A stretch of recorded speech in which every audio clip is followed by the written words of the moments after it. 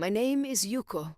I am 78 years old. I have been living in a nursing home for 3 years. It's not because I don't have a home. My son Sato said, "Mom, it'll be easier for you to live here."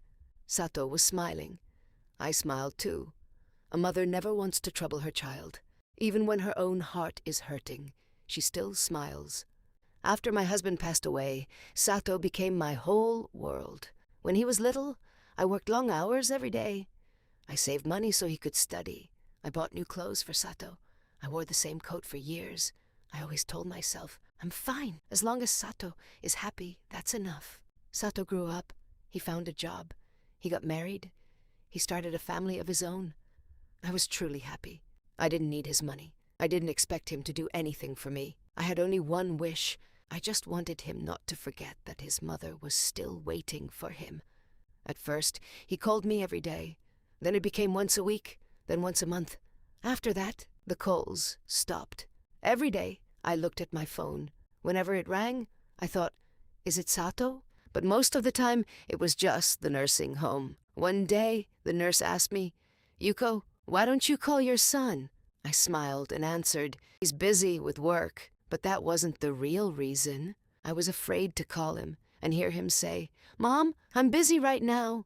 I couldn't bear the feeling that I had become someone to put off until later. One day the nurse asked, "Yuko, what is the one thing you want to do the most?"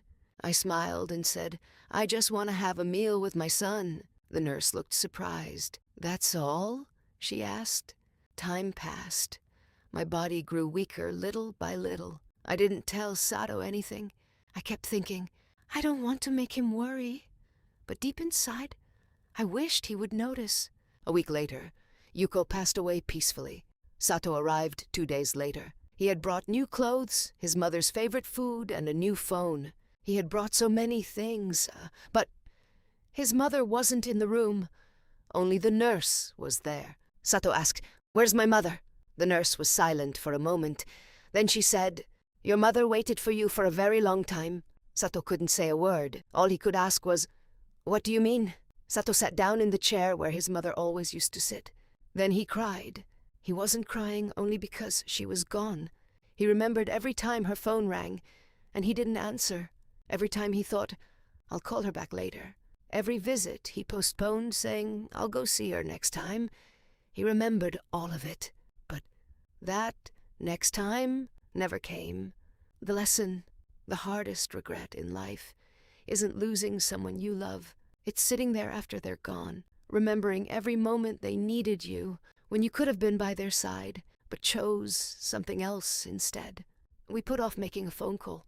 We put off visiting. We even put off saying, I love you, because we believe the people who love us will always be there.